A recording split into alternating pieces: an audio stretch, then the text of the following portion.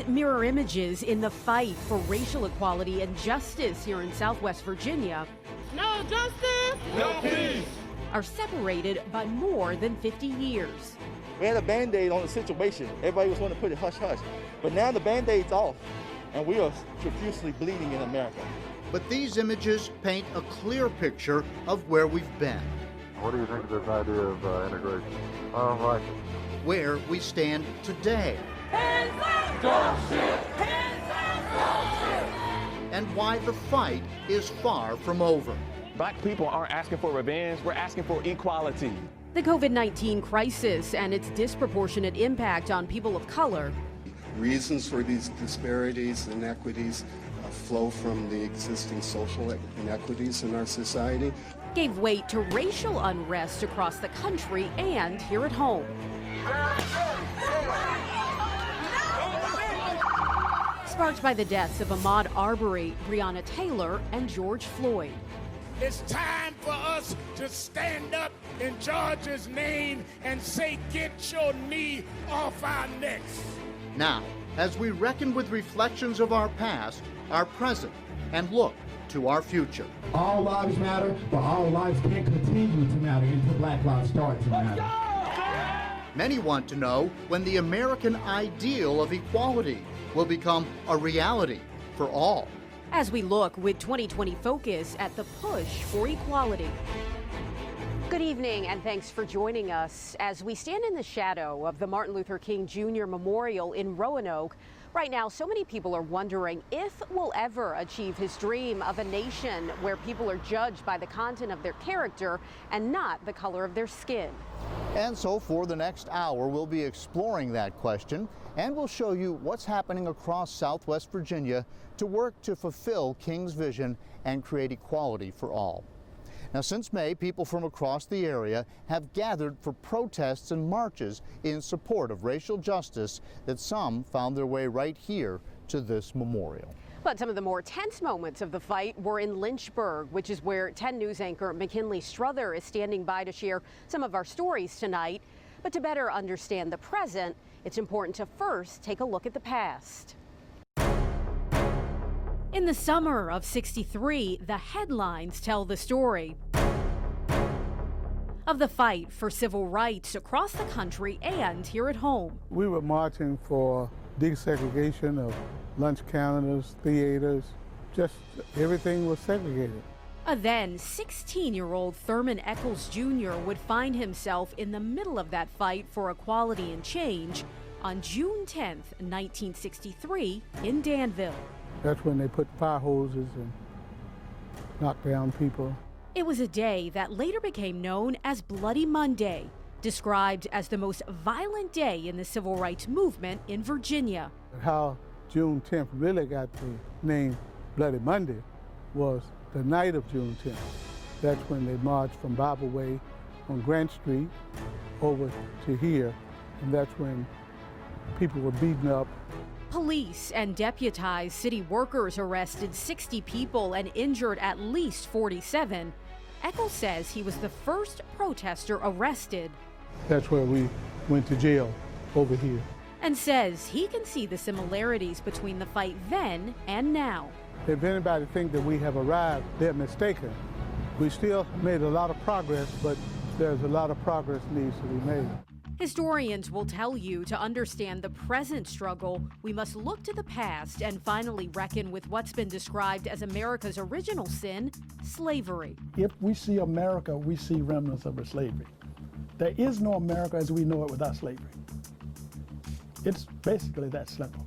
Dr. Warnie Reed, director of the Race and Social Policy Research Center at Virginia Tech, says the notion that came with it, that black people were inferior to white people, touched just about every aspect of society. So virtually all of the institutions in America, I shouldn't say all, almost all, were built by slaves and the result of slavery. Even after the abolition of slavery following the Civil War, black codes, which were laws that limited the freedom of African Americans, voter suppression, and the birth of Jim Crow laws and segregation paved the way for the continued legal oppression of Black Americans. With the redemption, with the end of Reconstruction in the 1880s and 1890s, systems were built to reinstate white supremacy, and those systems carried into the 20th century. People across Southwest and Central Virginia fought back against those systems.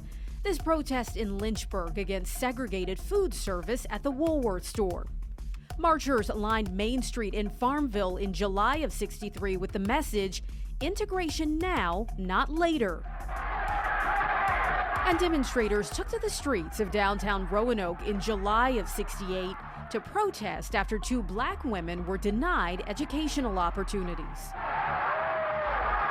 Now, there is a growing push to examine how America's history, from slavery to segregation, impacts the country to this day through systemic racism. Looking at how, because of people's racist ideas that come from positions of power, how they keep people based solely on skin color, how they keep them in places of oppression, how they're denied access to proper health care, proper mental health care.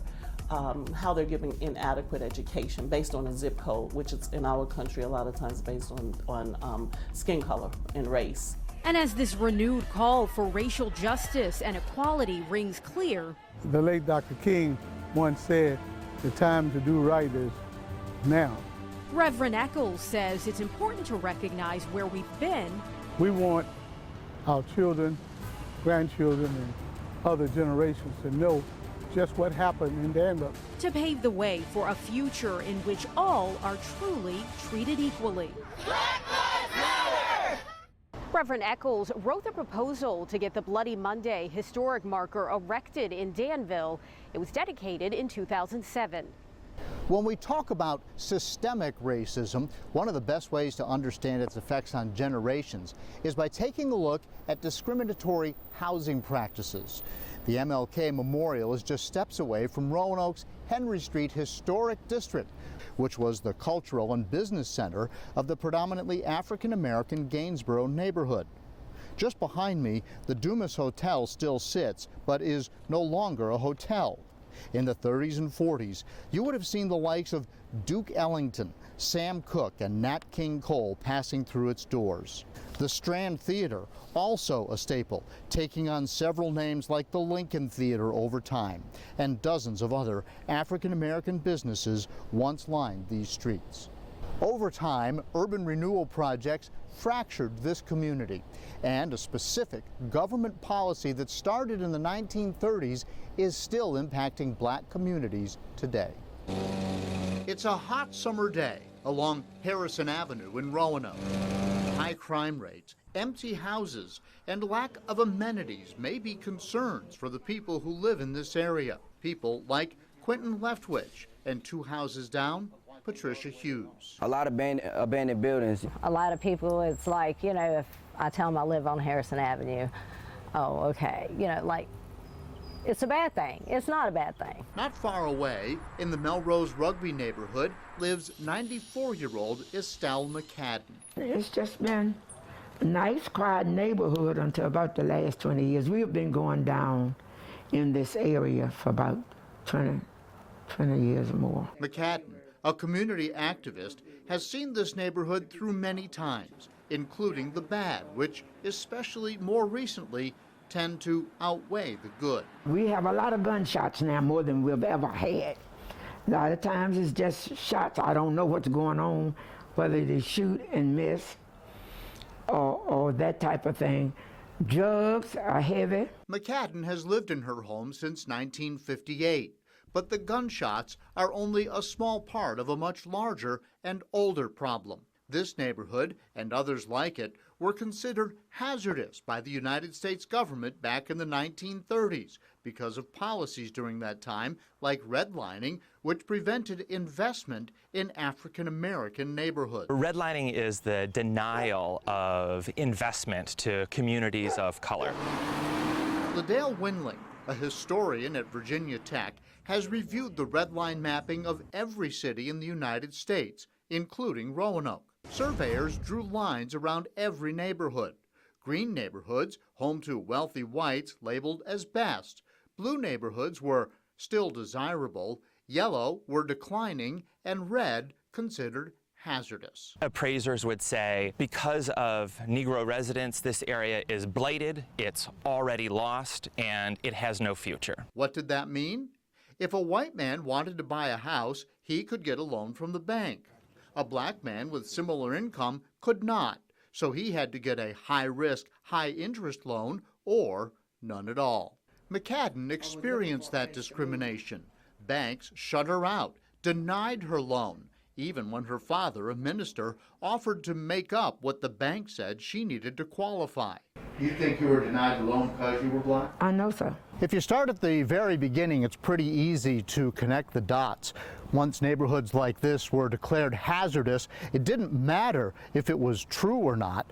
Once inside the red line, there was almost no way they could prosper. McCadden eventually got her loan and moved in.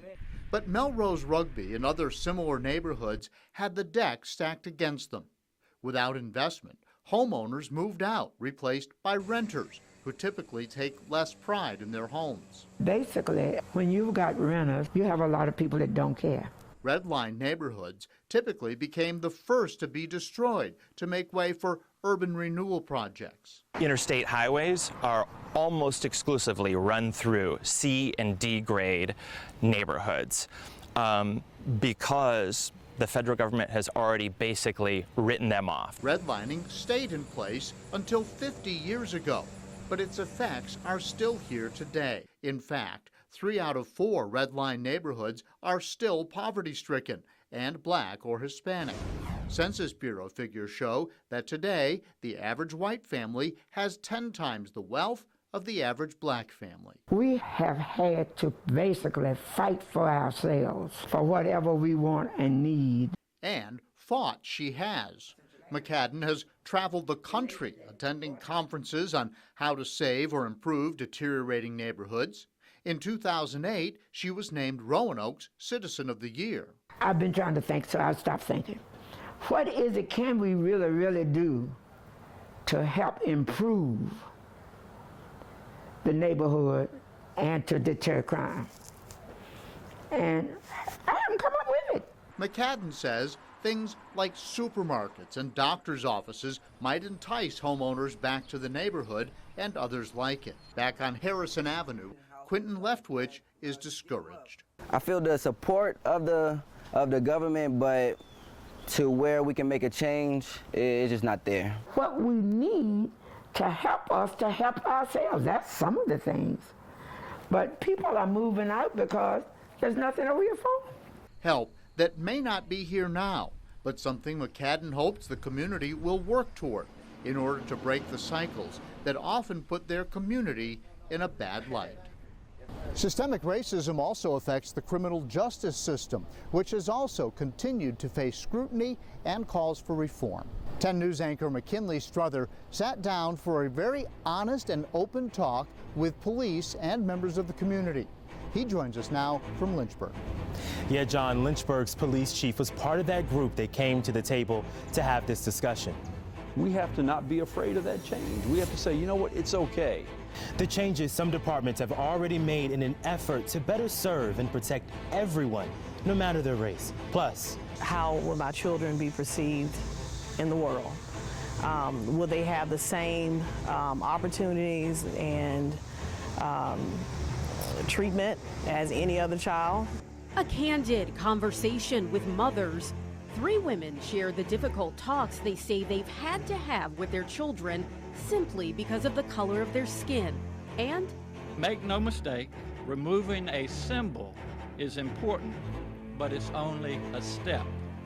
Coming eye to eye with a painful past, the identity crisis the Commonwealth now finds itself in as more and more Virginians demand change and equality. That, as 2020 Focus, the push for equality continues. As the summer has worn on, we've already seen the signs of permanent change. But here in Virginia, it's a bit more difficult than in many states because of the pivotal role the Commonwealth played in the Civil War. Rachel Lucas now takes us to Lexington, where the city's own history is being rewritten with a different emphasis as people there grapple with traditions as old as the city itself. Fighting to preserve history while creating equality. Perhaps no other city in Virginia embodies the Commonwealth's current identity struggle like Lexington, a progressive community with deep Confederate roots. You far too often see the holding of these flags in situations of white supremacy. Buried here, Stonewall Jackson and Robert E. Lee are the namesakes throughout the city. We are here to honor Lee and Jackson. For decades, the city hosted a parade on Lee Jackson Day with Confederate flags in hand. Those who wave them say, however, it's not about slavery or racism. Fighting this ongoing battle with a political movement of sorts that is seeking to destroy everything related to it out of complete ignorance and mischaracterization. Those marching in Lexington's MLK parade the same weekend would disagree. What are we marching for? Justice! Justice! Mayor Frank Friedman says interpretation of Confederate symbolism is far from black and white. It's a little more complicated than that. He says to understand why is to understand history. Our community is not built around Lee and Jackson. It's built around two universities. Universities that owe much of their notoriety to the two generals. VMI, where Stonewall Jackson taught before the Civil War, and Washington and Lee, a college saved by Robert E. Lee after his surrender. They didn't put his name on it because we wanted to promote slavery. Lucas Morrell has taught at Washington and Lee for 21 years. I think he was a traitor. I don't have a portrait of him on my wall in my house. That won't happen. But I do value, I appreciate the contribution he made to our university because he did it in a very public way and in a way that he self-consciously thought he was setting an example for others. He said, we have to accept that we lost. And this is how we're going to do it. I'm going to do it by shaping the souls of tomorrow's leaders. While Morrell is open to renaming public streets and spaces, he says the university's name should remain. And even though he's not a hero of mine, I think he should be someone we value for that contribution. Stonewall Jackson Cemetery, which was a whites-only cemetery as late as the 1970s, is the latest to be renamed. But Mayor Friedman says it's going to take more than that. I'm not so sure that eliminating those artifacts or those elements of Lee and Jackson's names is as critical as telling the story of the black community and their contributions. Eric Wilson, a noted local historian, is leading that charge. I certainly think that having a diversity of stories to tell is important.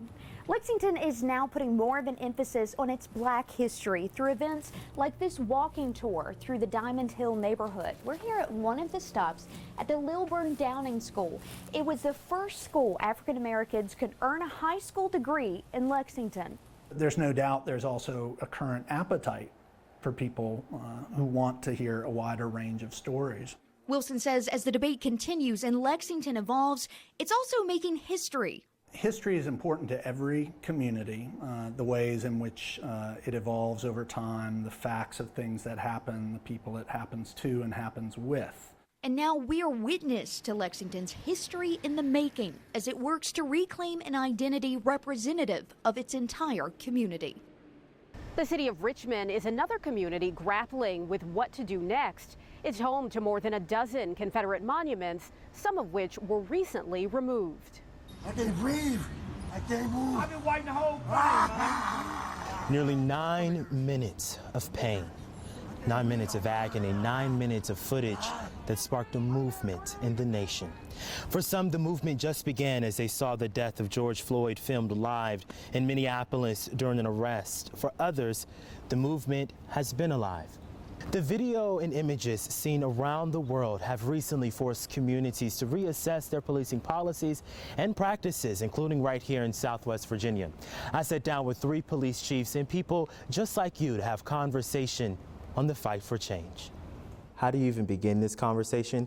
Especially because it seems like one, it's already ongoing before the 7 of us gathered here today. I think in Virginia, racial tension is still so prolific. You know, when you talk about acknowledging the issue, one of the most exhausting things as we are advocating for our community is trying to prove that something that exists.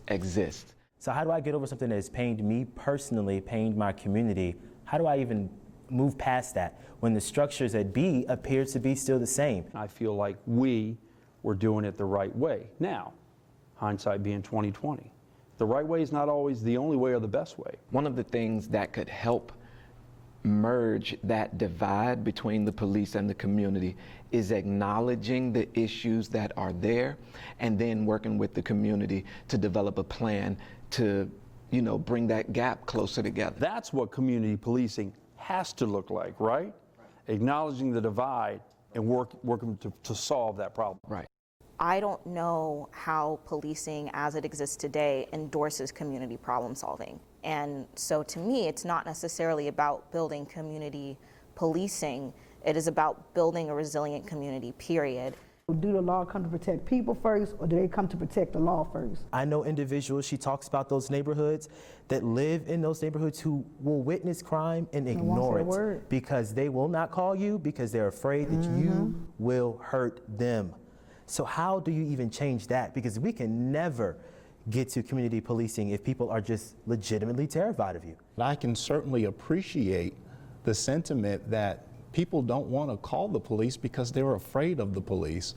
And I also say, just as I just surmised, that, you know, oftentimes when we go into situations, you know, there is a factor of fear there. So do you all think that when you go out, when you talk about officer safety, do you all feel that tension when you go into a upper class neighborhood? I would say that there are certainly circumstances where that occurs.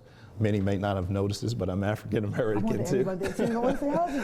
So, I mean, I get it. I think that as we have these conversations and as we expose and make the officer understand that you may have that feeling when you see a young African American male where your sense of fearfulness is heightened.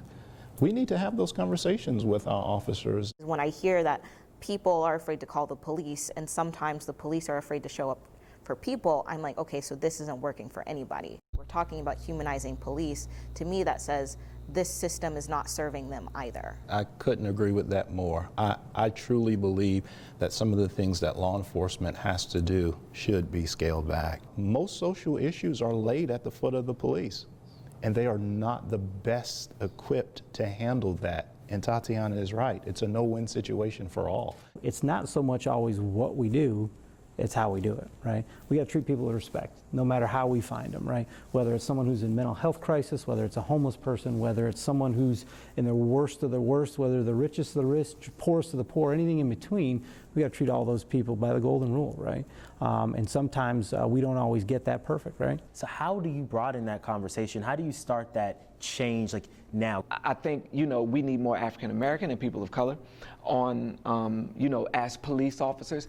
As a matter of fact, we really need some directly from our community. I think just having that transparency as tensions are incredibly high and saying, hey, here's what we're working on, here's how we're going to do it, and creating actions based on conversations. So until we get to the point where we're pouring back into the community, empowering the community, I think this is going to be something that remains for a while. Well, can I come up, if it's okay? So I understand what she's saying, I understand what you're saying, I'm with all of that. Right. But when we're talking about a community, I'm listening to you. I'm being on both sides, just like you just said. Right.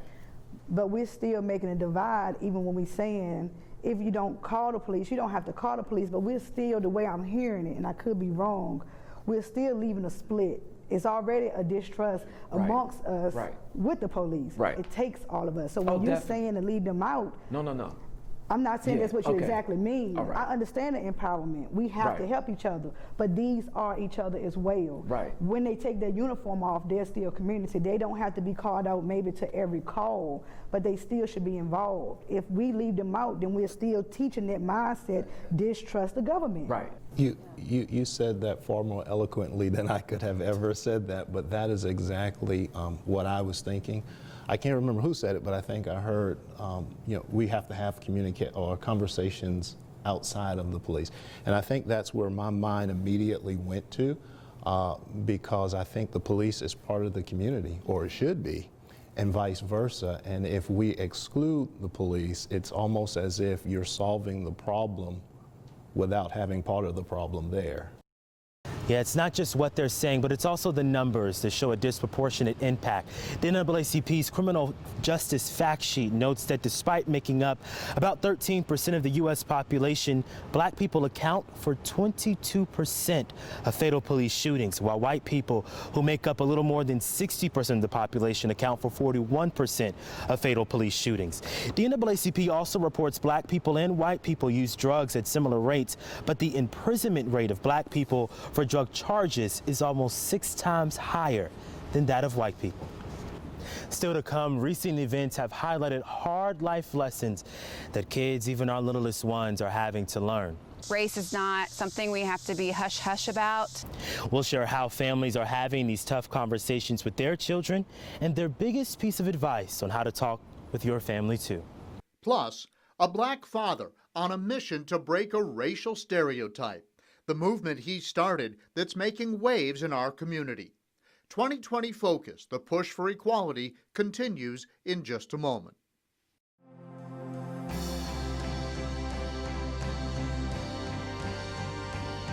When they're getting ready to drive, have you thought about what that's going to sound like? What are you going to say? What we will say, which is when you are met with an officer, you will keep your hands at 10 and 2. You will say, yes, sir. You will live.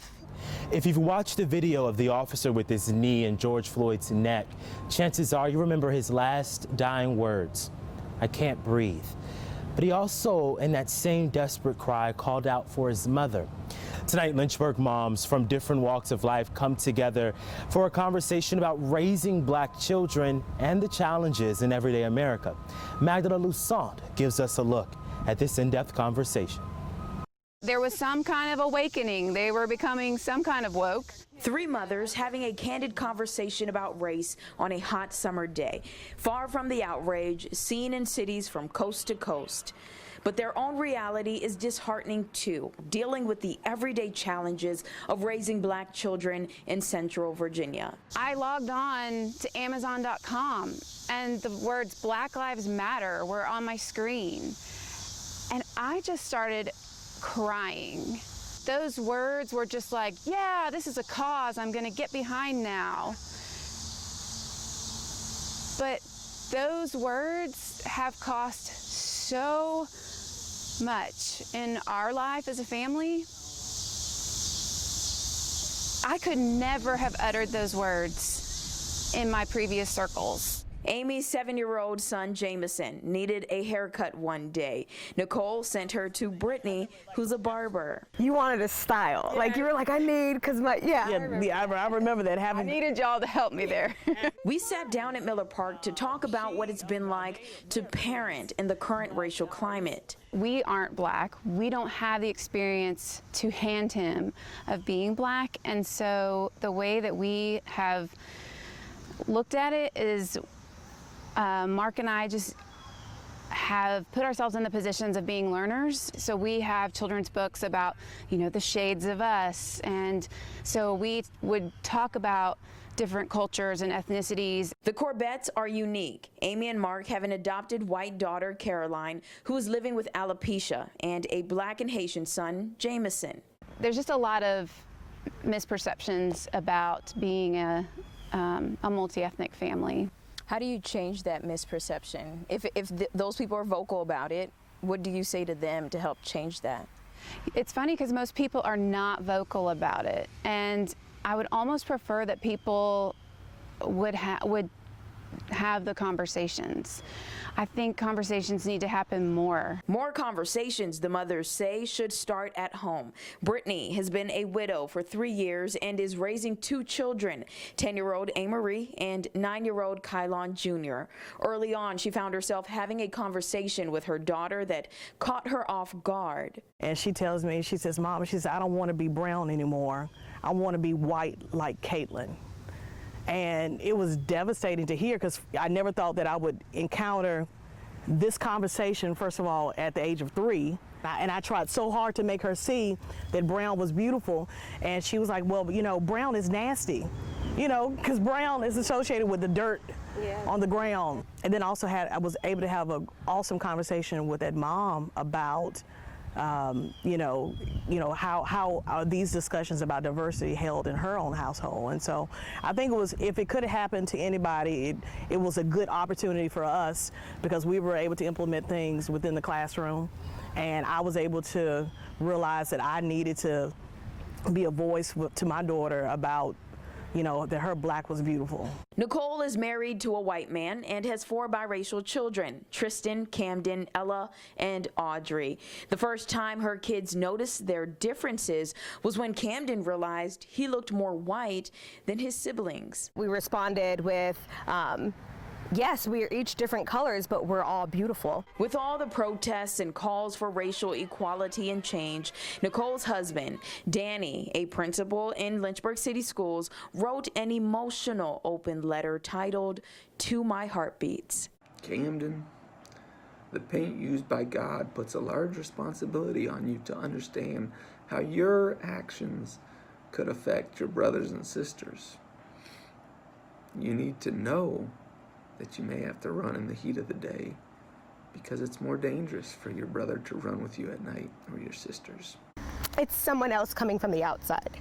It was both emotional to me that he had to even say that to my children, to our children, but it was also, it registered in my heart so much because it was like, wow, you get it.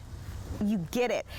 But then to see how some people were like, why would you even say that to your kids? I'm like, you're being to me, and I know this might be harsh, it's negligent if you don't. My kids can feel the climate, people coming around and talking, they're hearing these discussions. And I remember my son asked me, he said, what is happening? What's happening? And so I had to sit them both down and say, okay, this is what's happening. Someone died, someone that didn't deserve to die. And, and so again, and so there were some bad people that hurt him, and they were police officers that hurt him. And it doesn't mean all police officers are bad. My son wants to be a police officer. Jameson said to me recently that he feels like his brown skin makes him more in danger than the rest of us in our family. I don't want my kid to have to think that. A thought she prays will change because of conversations like this. I'm trying to put myself in my white friends' shoes. As I'm seeing their eyes become open, then I want to remember back to I was there and what did it feel like for me? And I want to be a bridge builder. Representation matters. Get literature in your homes. See color, but say, it's all beautiful and it's all to be respected. All children, allow them to see brown skin, shades of brown. I think, beyond work, relationships maybe with people, beyond meeting at the playground, get to know somebody black on a different level. A level that opens people's minds and brings the country together. In Lynchburg, Magdala Lusant, 10 News, working for you. There's a lot of work happening across Southwest Virginia to uplift families and also address how black fathers are portrayed in the community. Tosh Simmons tells us how Black Father Family hopes to smash stereotypes about black fathers. Ryan Bell says his ultimate purpose in life is to set his kids up for even greater lives. I have a little boy and a little girl, and with that balancing act of how do we protect our children's innocence while also not shielding them from the realities of the world. Bell is guided not just by his role as a father, but by his identity as a black man. Nothing breaks his heart more than someone believing black fathers are an endangered species. My sphere didn't mirror the stereotypes that I would hear.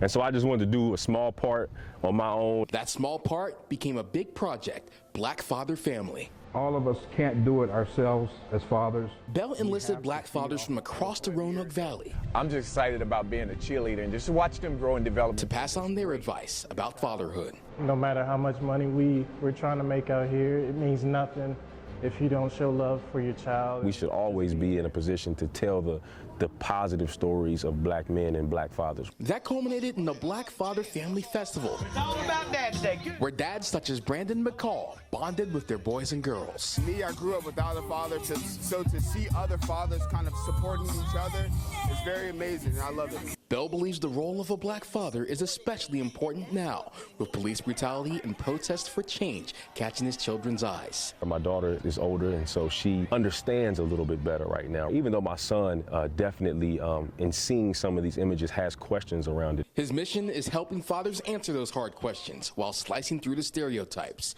Bell wants Roanoke's children to be great, but he wants adults to understand that black men are fathers, that black men are present fathers, that black men enjoy fatherhood. In Roanoke, Taj Simmons, 10 News, working for you.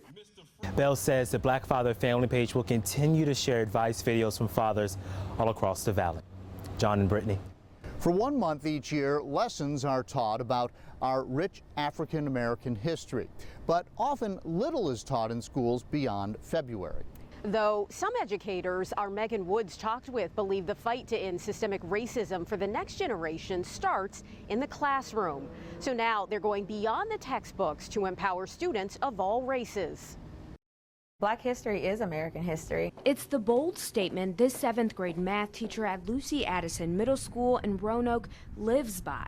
How can students from my background, my community, and my culture know where they're going if they don't know where they've come from? Ebony Harrington doesn't just teach in Roanoke, she grew up here.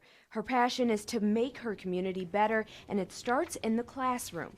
So after teaching the required curriculum, Ms. Harrington uses the extra time for guest speakers who teach confidence, leadership, and local black history. Your world is wide open. So if we're teaching history, why not teach the full history? Because if I only teach one side of the history, how do my students know their background? Ms. Harrington isn't alone in noticing one-sided history in Virginia schools. The Tulsa riots, I didn't know what those were a year ago. Why was that? Why was I not taught that? You know, understanding what the Confederate flag really means for African American people, how the KKK destroyed any kind of heritage that people might have thought that it represented. Crystal DeLong is a Bedford County social studies teacher and is part of the Virginia African American History Education Commission.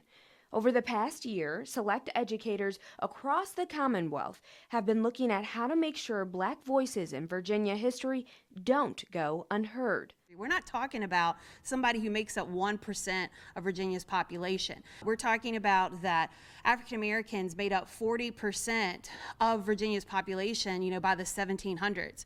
Right now, it's just up to the teachers who go past the textbooks, something students do appreciate. If they don't have Miss Harrington, they're not going to learn it the same way that we learned it. So I think it's a little bit different for them because they're not getting to do the fun activities. Even as young students, they recognize the value in more black history and what it means for the future. We've been through like a lot, and I think like the people today like should know of like how to like make this community better than what it is. A reminder of what education is all about. I think the generations in which we're building and molding now that are in the school system are the future.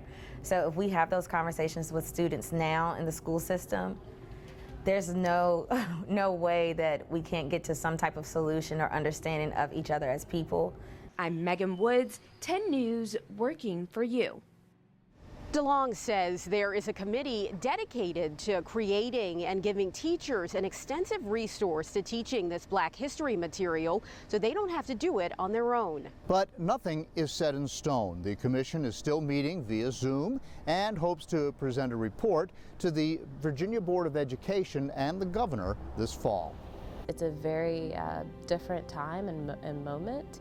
and it's one that we've been preparing for. So many people have been saying that something about this current movement feels different and makes them optimistic that a change is going to come. Still to come, we introduce you to the local women building bridges to help connect people to that very movement. And as the only black driver currently in NASCAR, Bubba Wallace has led the charge for diversity and inclusion on the track. But it was a Danville native who paved the way for him. The lasting legacy Wendell Scott left behind, and how his grandson views the sport his grandfather loved. NASCAR also made a major announcement this summer banning the Confederate flag from all of its races and all of its venues. Driver Bubba Wallace was a big driving force behind that decision, speaking in favor of its removal. But change in the sport didn't just start recently. It started decades ago with Danville native Wendell Scott. 10 Sports reporter Eric Johnson sat down with his grandson to talk about his grandfather's legacy and the changes happening in the sport now. Bubba Wallace has become a lightning rod for change in NASCAR. With social justice and equality at the forefront of everyone's minds, the 26-year-old called for NASCAR to ban the display of Confederate flags at racetracks, a bold move for the only African-American driver at the Cup Series level, but not the first. Danville native Wendell Scott started his engine more than 50 years ago, aiming to not only drive his car, but drive home change. He was a wonderful father, wonderful grandfather, and his mission was to always try to impact the community. After racing in smaller circuits, Scott made it to NASCAR's highest series, the Grand National, in the early 1960s, and in 1963, he became the first African-American to win a NASCAR race, but it came with a price. The threat of racism or the violence that came with that was always there. He was never actually given the trophy at that time. He wasn't given the prize money until all of the fans and the spectators left. Scott's grandson Warwick says Wallace's efforts to try and steer change are honorable, but not his alone. In my opinion, should be a shared responsibility, especially amongst those within the NASCAR community that have existed successfully, that are African American. Despite facing severe racism throughout his career, Scott never let that knock him off the track. And though acknowledgments were few and far between, there was no denying his impact and legacy in the sport. Thus, he was inducted into NASCAR's Hall of Fame in 2015. His intestinal fortitude has placed him among the greatest to ever compete in the sport he loved, racing. Scott's legacy was much bigger than what he did on the track. In fact, his family tells me it was his goal early in life to give back and serve the community. That's the mission that they're carrying out with the Wendell Scott Foundation, providing educational and cultural resources to the greater Danville area. With the climate and the way things are, with education being defunded at times, you know, it's really important that we think of creative ways to get out to the community and help the youth. They offer mentoring, a steering to STEM program, and camp cultivation, resources that have benefited Reginald Jeffries, an assistant for the foundation and current student at Virginia State University. I had the opportunity to become a mentor, to work with more at-risk kids, to help get them on the right path, on a positive trajectory that allowed them to change their lives as well. You can't swim standing on the bank, so you might as well jump in. Jumping in, fueling up, and driving home the mission that the great Wendell Scott sought to fulfill. For so many drivers, for so many athletes, when they're inducted into the Hall of Fame, their legacy, that's where it goes. That's where it stays. The Wendell Scott Foundation has been able to create a platform where his legacy continues to live and breathe each day. In Danville, Eric Johnson, 10 Sports. Scott was awarded his own historical marker in Danville back in 2013. 2020 has been unlike any year any of us have ever experienced. And while the fight for equality isn't new, something has changed. 10 News anchor Lindsay Ward sat down with a woman leading the local conversation on diversity about what makes this time different. Keep your eyes. These are moments from June's prayer march and vigil, now marked in Roanoke's history. Moments of unity, peace, and lament. It's these moments the founder of Sisters of Change, JoJo Friday, has unknowingly spent the past 3 years working toward. It's a very different time and moment, and it's one that we've been preparing for. One could say she was created for such a time as this. Diversity and unity are at the core of who Friday is as a person. I'm mixed. My father is white. My mother is black. In 2018, when Sisters of Change was birthed out of a desire to bring a diverse group of women together, Friday could have never imagined she'd help organize an event like this that would attract hundreds. When we first began, it was not popular. You know, I can remember we put on a summer bash, you know, to have everyone come, and no one came. She found it frustrating trying to lead others in our community to real change. It was a struggle only because they had never collaborated together past a zip code or past a color or past, you know, who they vote for. Friday persevered, so when the cry for social justice reached fever pitch this year, Sisters of Change stepped out of the silent shadows and took center stage. We're seen as the leader right now. There are people that have partnered with us who never did before this time, to be honest. There are people now, whenever they do their events, we're the first one to call. Will you be involved in our event? Finally, glimpses of change. So what's different now? We watched a man get killed in front of us on TV, and anyone that can watch that and think that it's okay, I mean, I would just really question that person. So we saw that over and over and over again. We're all stuck at home because of COVID, so all eyes were on the TV and all eyes were on social media. Beth Bell is the founder of FemCity Roanoke, a partner agency with Sisters of Change.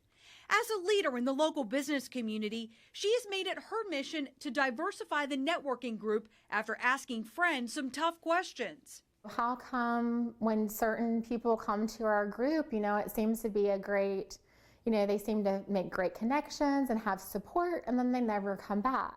And part of that response was they don't see themselves here. She's now taking steps toward unity. I feel like I've personally made a mistake for the past 20 years is thinking, oh, it's okay, as long as I love my neighbor, I'm doing the best I can do.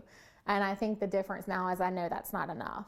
The next step is how do I change my circle in order to actually change our community? And that's the next step.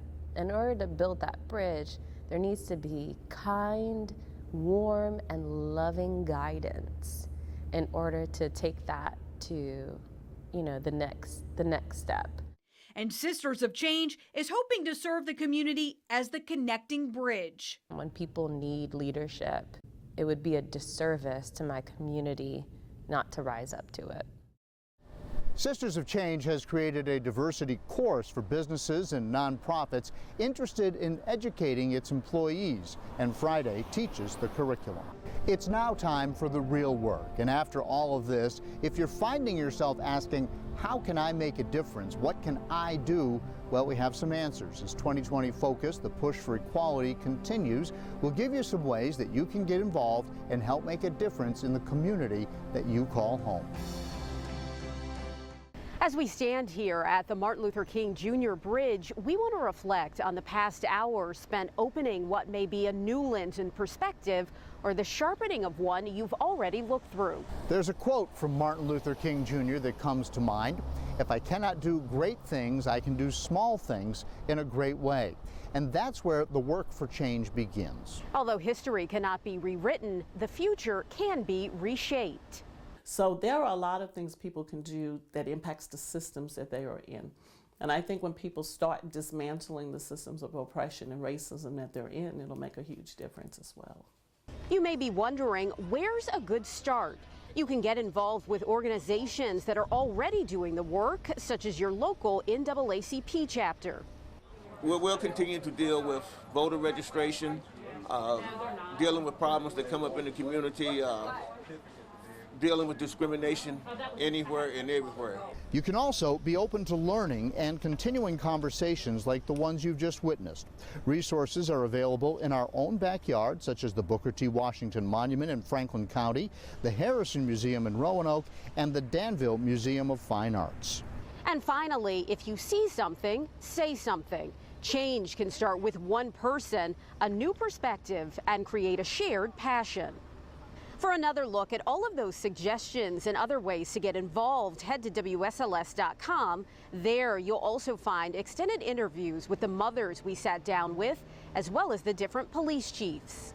If the Reverend Martin Luther King Jr. was still alive today, he would have been 91 this year, which begs the question, what would he think of this current movement and the work to fulfill his dream?